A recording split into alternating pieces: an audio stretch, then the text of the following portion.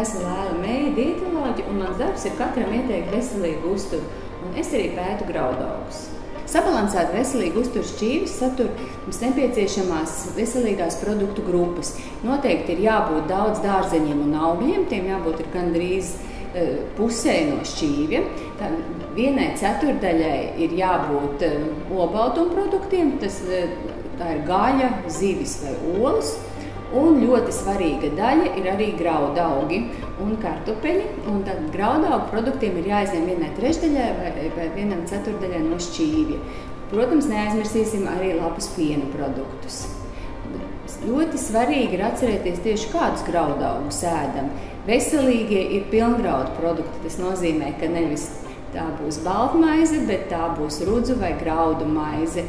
Tā nebūs mannā putra, bet tā būs pilngraudu auzu pārsla putra, griķu putra, miežu putra, arī brūnie rīsi. Laba putra dos ilgstošu enerģiju, palīdzēs nepārēsties ar neveselīgiem našķiem. Veselīgie, kas tiešām dos veselību un enerģiju, ir tādas putras kā auzu pārslas, mieži, griķi un dažādi pilngraudu pārslu maisījumi. Un jāatceras gan, ka bulciņa arī ir graudaugu produkts, bet nekādā ziņā to nevar uzskatīt par veselīgu ēdienu un par pamatēdienu. Tas tomēr ir našķis.